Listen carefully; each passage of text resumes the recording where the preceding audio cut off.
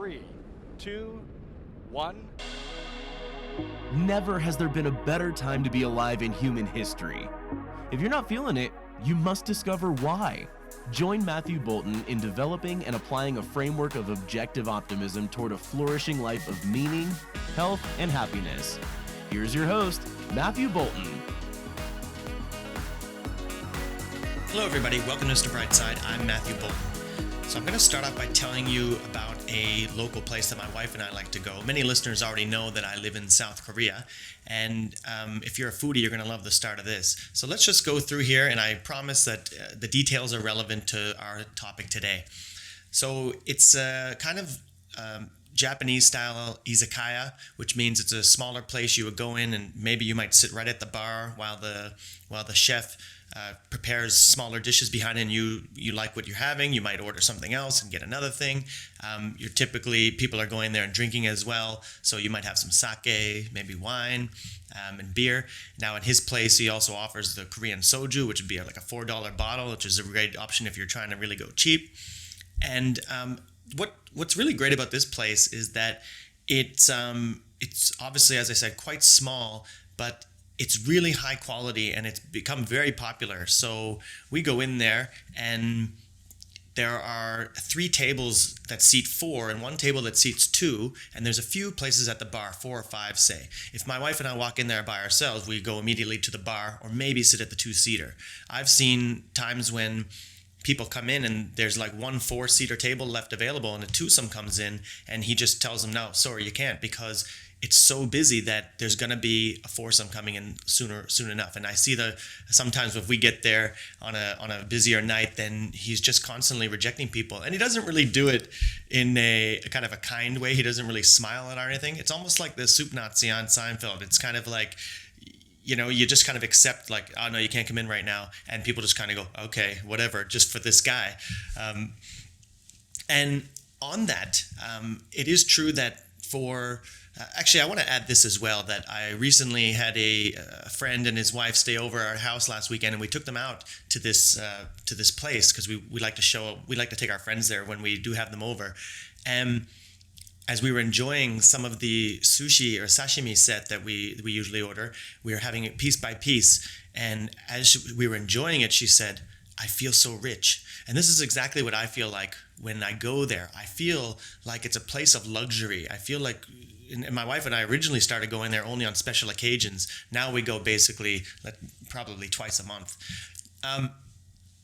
Now, let me tell you a little more about why it's special and what makes his food so good. And again, I promise it's relevant to our point. And I'll start with telling you about the main dish that we order when we go there first anyway.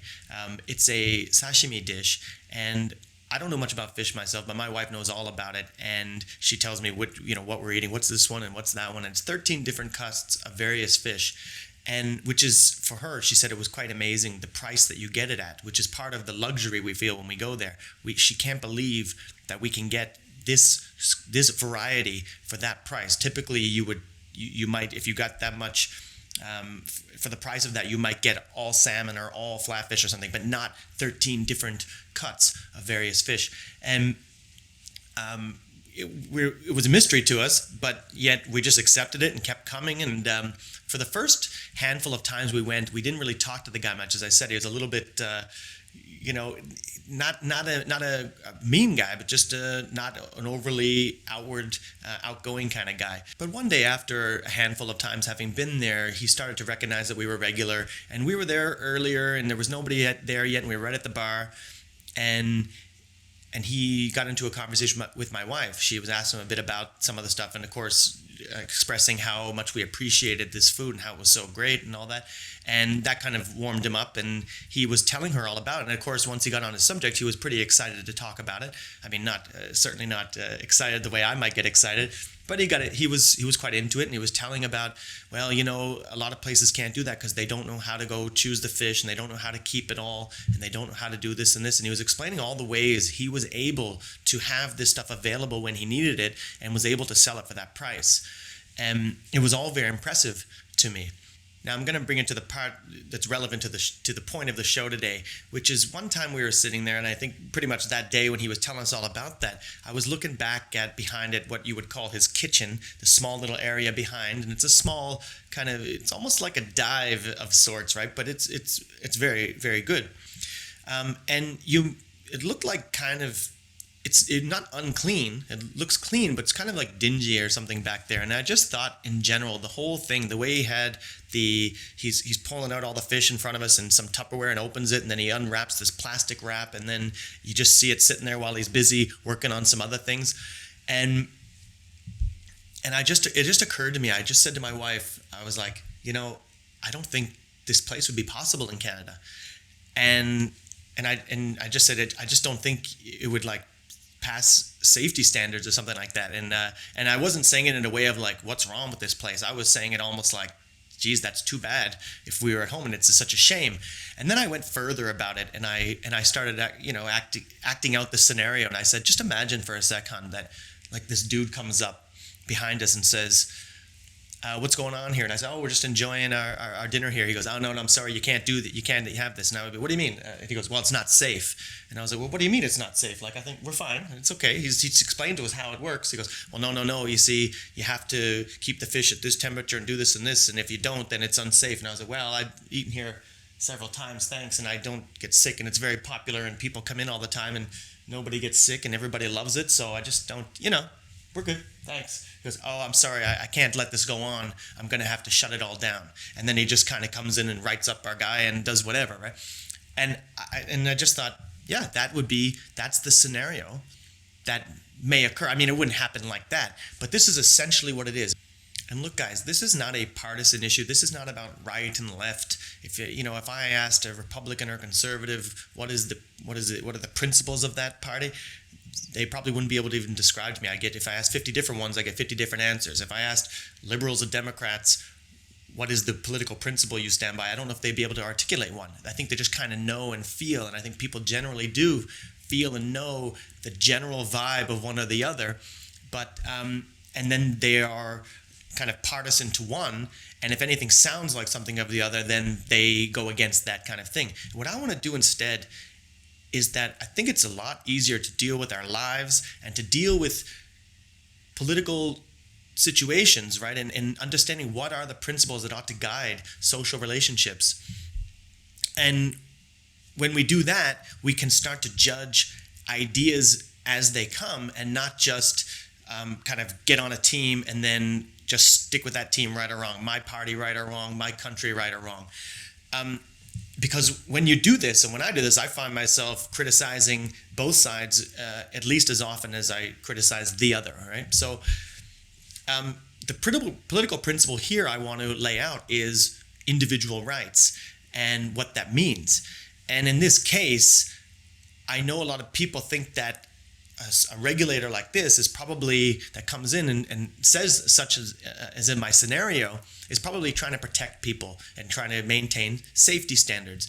But for me, it's like, I don't know why I want to trust that guy when I have this expert here who's a master, who's been working at it for decades and knows what he's talking about and explains to me why. And plus that I just really love what I can get here for this. I mean, look, we eat this stuff, and I honestly, I sit down with my wife and we take one, we say which one first, we have one each, we put it in our mouth, and then I often have to put my chopsticks down and I just sit back and go, oh my God. It's almost like, again, if I'm going back, you get Seinfeld references on this show all the time, but if you go back to the soup Nazi, it was like Elaine ate the soup and then she just goes, I gotta sit down. This is how I feel when I'm eating this guy's stuff.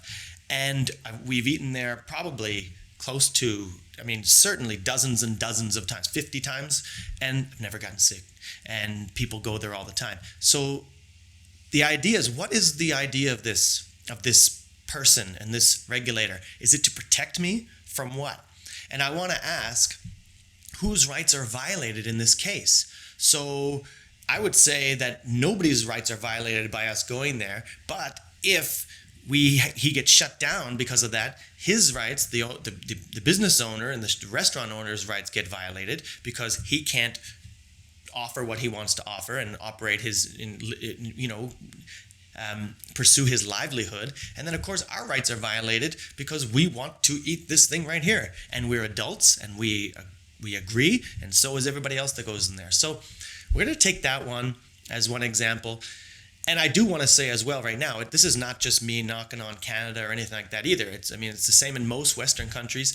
And in Korea itself, there are plenty of other areas where I would say Canada's way more free. So it's all about various areas have various degrees of rights violation, regulation, and versus freedom versus not. So there's all kinds of stuff, and I don't want to make it out like it's that. And in fact, I'm going to give 2 more scenarios to lay it out on us and really let us induce this principle.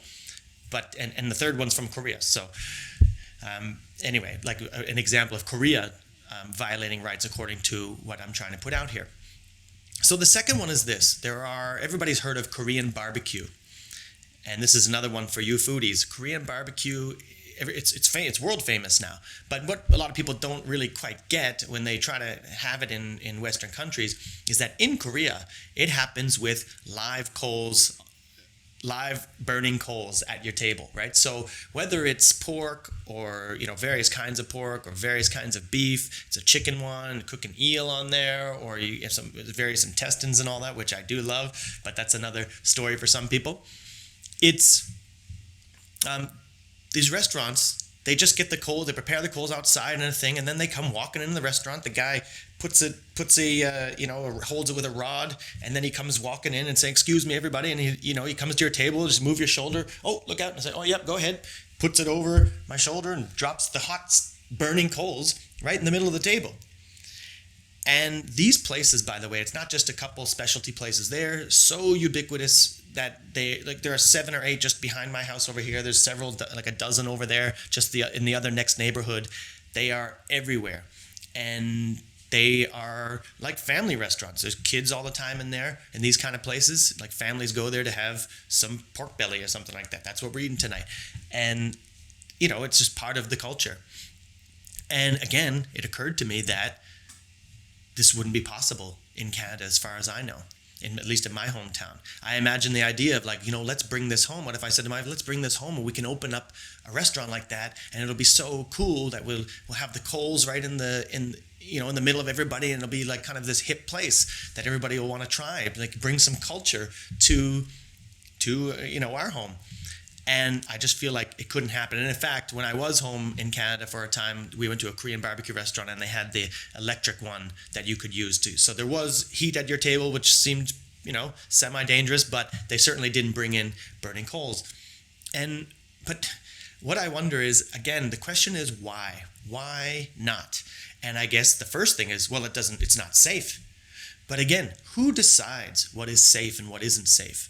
I mean, you could say, well, I don't think it's safe, and a lot of people don't think it's safe. But what about people who want to go there? What about, first of all, so if I went in, again, the question is, guys, we want to ask is not what party does this sound like, or, wait a minute, what are you trying to say, and what kind of team are you on here? I can't figure it out. I'm not on any team. I'm trying to induce a political principle that helps me decide whether something is good or not. And again, the principle is, whose rights are being violated? That's the question I want to ask. Whose rights are being violated when somebody has a restaurant like that and then somebody goes to it? Your rights are not being violated if you don't want to go there, but the restaurant owner's rights are being violated when they're stopped from offering a service that the customers willingly go to. And of course, the customer's rights are violated because they cannot go. And I know that a lot of people would just say, but yeah, well, that's fine, but how am I protected from it? And the answer there is very simple. It's the same as earlier, which I didn't say, but at the other place, you don't have to go there. If you don't think that this place is clean enough, or that the raw fish is safe enough, or you don't like the idea of burning coals coming, then don't go. I mean, I can hear people saying, but what about these kids? I mean, I would never bring my kids there. Again, the answer is you don't have to go. But at the end of the day, why are we trying? What I am always confused about is, why are we trying to stop other people from doing it? Why are we trying to poop the party all the time? Like, who are these busybodies, these regulators that come in and say, I don't think this is safe, so I'm going to shut it down. And I still cannot get it. And I think what happens is a lot of people lose a lot of good things. And I think that what they do, I think that they're often made in the name of safety or in the name of fairness and all this stuff, but they are actually just shutting things down and preventing innovative, great ideas from being born and from people enjoying things that they might otherwise that they won't be able to enjoy. So, or that they otherwise could have enjoyed. And I'll tell you something about it in general, by the way, for a fact. I've lived in Korea close to on 18 years now, and I have never seen anybody get hurt, not a drunk guy stumbling, not a kid.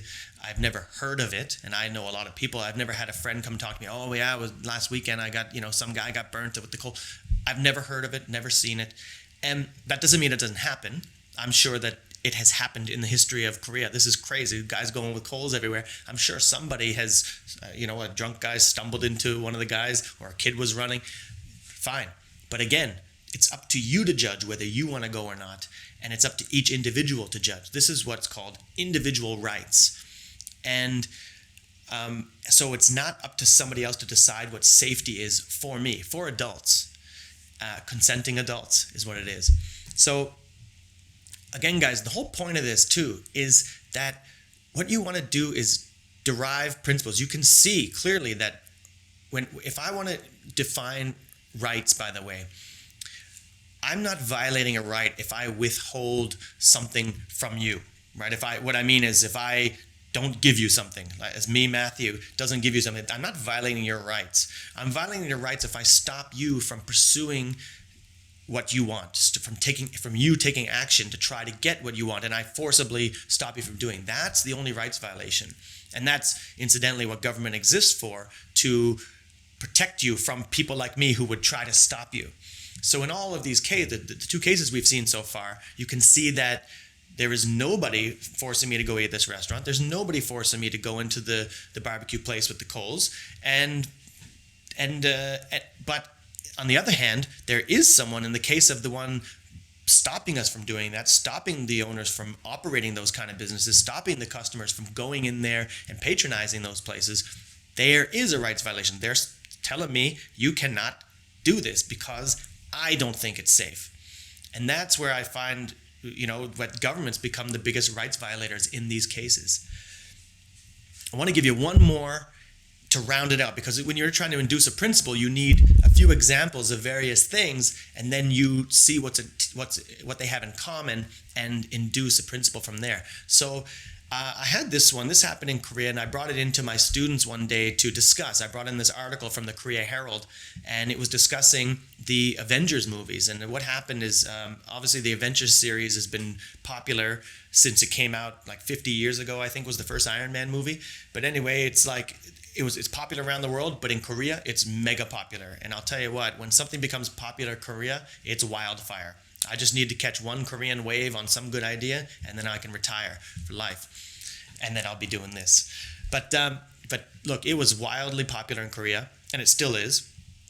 And it was at the time of Endgame. When that came out, it was something like 80%, or no, I don't know if that's true, somewhere in the 80% of screens were occupied with that. That's how much people were going out to see it.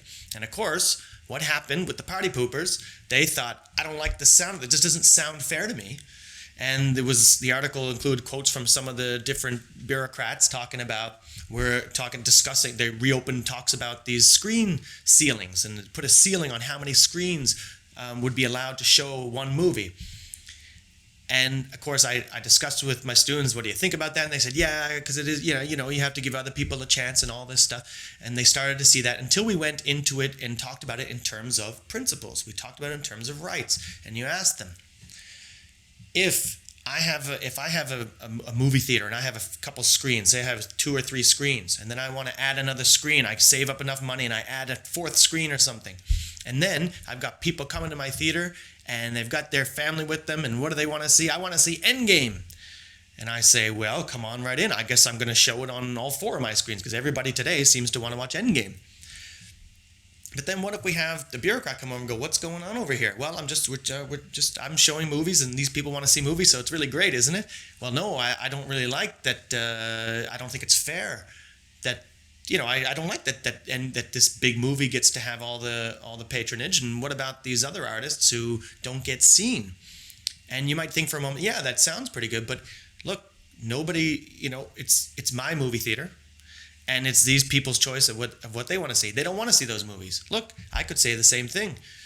I'll tell you what. I'll give you a little secret. Not too many people are listening to Mr. Brightside. They all want to listen to Tim Ferriss and Joe Rogan. And I don't think that's fair. So I'm going to get the government to do something about it. Look, I don't believe that, right? If nobody wants to listen, that's not everybody deserves an equal chance. Now, if somebody's blocking me from being listened to, or blocking a movie from getting shown when somebody wants to watch it and when somebody wants to show it, I'll be the first person there to defend them and to talk about rights. And guess what? I'll be able to do it because I'm standing on a principle. I'm talking about individual rights, and that would be a clear rights violation. So, as we put it, I said to the students, okay, so you want to show it, and the people come and want to see it. Whose rights are being violated? And they go, and of course they understood that nobody's rights were being violated in this case. It's not a rights violation to not want to see something that you don't think is any good. You want to go and watch what you want to get. You want to eat what you want to get. But they were able to see finally that when we come and say you have to shut down your fourth screen and show Mr. Brightside on it, then that is a violation of the rights of the movie owner, and it's a violation of the rights of the people who came, and you send some of them home, or you say, well, no, you got to go watch this one today. You can come back next week and maybe watch it. I mean, you can see very clearly, guys, that this is hope you can see very clearly that this is a principle. And again, it doesn't fall in any tribal, partisan issue here, right? I mean, I see so many times where I'm on the side of liberals or Democrats, what you would call, because they are on the right side of individual rights, and there's another side or something that wants to limit people's social freedoms in a lot of cases in that one. And then I find myself agreeing with some Republicans or conservatives, what you would call, on some issues where the other people are trying to shut down things in the name of safety or in the name of fairness and whatnot. So in my view, all these parties and all these politicians are violating rights all the time, left, right, and center. And what I hope that you can do to help yourself think about political issues is to hold principles, not just this one, but this is probably the central one, and then from there hold other principles. Decide what is my principle, not what is my team. And then you can be more effectively judge and defend the rights of people. And it's not just about being right in a political conversation or something. Politics for me is not about.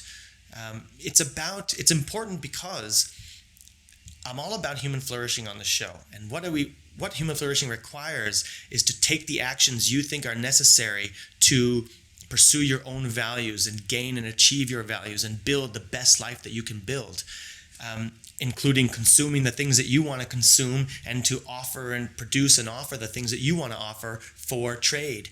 And when we are blocked from doing that, people's rights are violated, people's lives are destroyed in effect, or at least they're very much hampered and they aren't allowed to thrive to the extent they might. And also what's more is that in the community as a whole, in the greater society, things that otherwise would have come into existence don't get brought into existence, right? I mean, in my hometown, we don't have these Korean barbecue restaurants, which we might have. I'm not saying we would have had them, but we might have had them. We certainly wouldn't have places like Tamaten.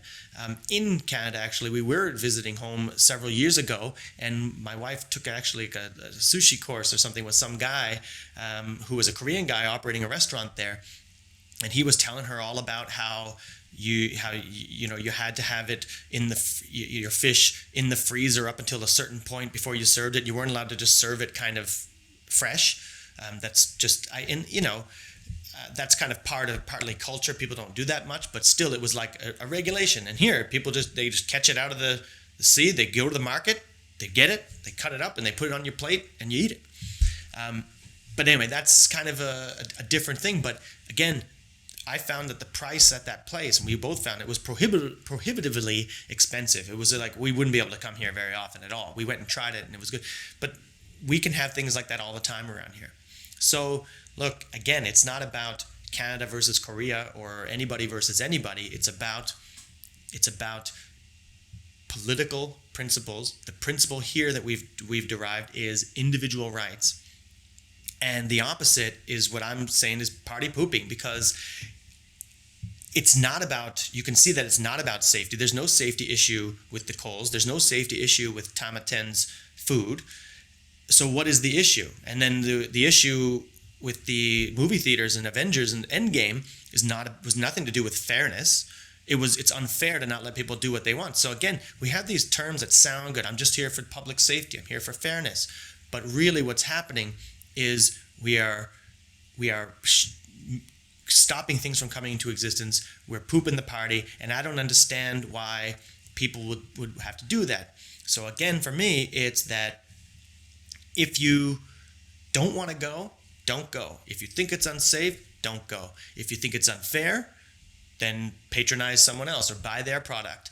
But what you can't do is force other people to abide by your standards of safety, your standards of fairness or whatever, or your tastes, right? And certainly not governments. So I don't need to follow the government's taste as to what movies I have to see. I don't need to follow the government's idea of what safety is, because they might not know. And look, guys, one more thing on top of this is that when you do have this safety standard, right, then guys and masters like our Tamaten chef, he can't go ahead and innovate as to newer, better versions of safety, especially on newer products and things that people want to try. We don't even know, how can you make safety standards? So there's that on top. So there it is, guys. I just think, especially for younger people too, we don't really hear a lot about this kind of stuff, and we don't really know how to think about politics, and therefore we feel obliged to join some kind of team, and that's typically whatever seems to be the one that emotionally feels good to us. And that's not going to work, because what we'll get is a society where it's just not thriving to the extent that it might. It doesn't include all the innovation and all the exciting products and ideas and fun services and foods and all the great stuff that we might enjoy gets shut down. Look, I know that this sounds controversial to some people, but I think, again, I've tried to put out that I'm not on any particular side, or particularly think any politician or any party represents much of what I have to do with in terms of politics. And this is why I like to talk about understanding and studying political science or political philosophy instead of politics, because I find politics is just a lot of emotional yelling a lot and partisanship. So But I'm very happy to talk more about it. There are so many more examples and maybe some examples that counter and maybe challenge what I say here. So I would love to hear. I'm really happy to take on questions from anybody. You can send your questions to matthew.asknow@gmail.com. You can also go to the Mr. Brightside Facebook page at facebook.com/matthewbolton.ca. That's a great place to go. I really love to hear some questions about it, because I don't think, case closed, mic drop, it's all over. I mean, I think it's a good start, but obviously people go, but what about this, what about that? And I'm really happy to go further on this for people who want to understand more. So, guys, that's all I have to say for today. I hope to hear from you, and just go enjoy the good things that exist around your town, and hopefully we can have innovators bring more great stuff to us that we all can enjoy and live better, more exciting, fulfilled lives. Okay, guys, I'll talk to you guys next time. See you later. Mr. Brightside, your time out to refresh, refuel, and refocus your mind and energy toward building an optimistic framework for flourishing. Life is good. It's up to you to choose the bright side.